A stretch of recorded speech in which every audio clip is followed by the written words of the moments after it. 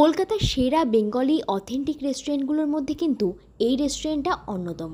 আর সেখানেই আমরা চলে গেছিলাম বেশ কিছুদিন আগে। তবে ভিডিওটা কোনো কারণে শেয়ার করা হয়নি, তাই ভাবলাম যে চলো আজকে তোমাদের সঙ্গে সেটাই শেয়ার করা যায়। তোমরা অলরেডি জানো আমি কিন্তু কোনো রকম ফুড ব্লগার নই, তবে আমি খেতে আর ঘুরতে ভীষণভাবে পছন্দ করি। তাই তোমাদের সঙ্গে সেগুলোই আমার এক্সপিরিয়েন্সগুলো কেমন রয়েছে সেখানকার, সেগুলোই তোমাদের সঙ্গে শেয়ার করি। সেরকমভাবেই আমরা চলে গেছিলাম কলকাতাতে ঘুরতে, আর ভাবলাম যে আসার সময় একটু ডিনার করে আসা যাক।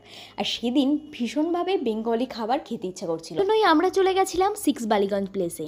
আর এটা কিন্তু বেঙ্গলি রেস্টুরেন্টগুলোর মধ্যে অন্যতম অথেন্টিক একটা রেস্টুরেন্ট, যেটার নাম কিন্তু আমি বহুবার অনেক জায়গাতেই শুনেছি। তাই আমরাও দেরি না করে সেখানেই চলে গেছিলাম। আর অলরেডি খাবার দাবার তোমাদের সামনে চলে এসছে, আর অ্যাম্বিয়েন্সটাও তো তোমরা দেখতেই পারলে, পুরো বাঙালিয়ানাতে ভরা। যাই হোক, খাবার দাবার এবার টেস্ট করা যাক।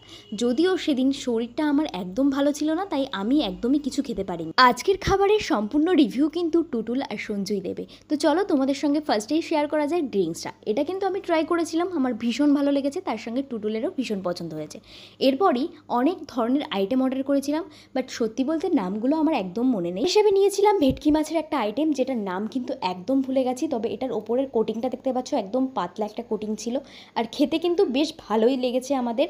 আমরা বেশ অনেক ধরনের আইটেম নিয়েছিলাম, ডাব চিংড়ি, চিকেন, মাটন, তার সাথে ইলিশ, অনেক ধরনের আইটেম ছিল, তবে এক্স্যাক্ট নাম কিন্তু ভুলে গেছি। তোমরা গুগলে গিয়ে ওদের মেনু কার্ড দেখতে পারো, হয়তো ওদের মেনু কার্ডে সমস্ত ডিটেলস তোমরা পেয়ে যাবে। তার সাথে অনেকগুলো আউটলেট রয়েছে ওদের কলকাতাতে, সেগুলোও কিন্তু তোমরা চেক আউট করতে পারো। তো চলো এবার খাবারে ফিরে আসা যাক। আমরা ফার্স্টেই ট্রাই করে নিচ্ছি চিকেনটা, যেটা সঞ্জুর মিষ্টি লেগেছে। তবে এই আইটেমটা মিষ্টি ছিল, আমরা পরে শুনেছিলাম ওর মোটামুটি লেগেছে, যেহেতু আমরা মিষ্টি খাবারটা একটু অ্যাভয়েড করি, পছন্দ করি কম, ওই জন্য। তারপর ডাব চিংড়িটা বেশ ভালো লেগেছে, ডাবের একটা আলাদা ফ্লেভার ছিল। এখানে চিংড়ি মাছের সাইজটাও দেখতে পাচ্ছ, তবে চিংড়ি মাছ কিন্তু অনেকগুলোই ছিল, ডাব চিংড়ির মধ্যে প্রচুর চিংড়ি মাছ দিয়েছে, কোয়ান্টিটি বেশ ভালোই ছিল। ইলিশের সাইজটাও কিন্তু বেশ ভালোই সাইজ ছিল, তবে ইলিশের টেস্টটা কিন্তু অ্যাভারেজ ছিল। ইলিশের যে খুব সুন্দর একটা টেস্ট থাকে সেটা না, সাইজ অনুযায়ী টেস্টটা যেরকম থাকার কথা সেরকম ছিল না। আর মোটামুটি ছিল, ইলিশের যে গ্রেভিটা সেটাও কিন্তু টেস্টটা মোটামুটি ছিল। এরপর আমরা মাটনের একটা আইটেম ট্রাই করেছিলাম, যেটার দেখতে কিন্তু খুব সুন্দর ছিল, তবে খেতে কিন্তু অ্যাভারেজ লেগেছে। দেখতে যতটা সুন্দর লেগেছে, খেতে ততটা ভালো লাগেনি, মোটামুটি লেগেছিল।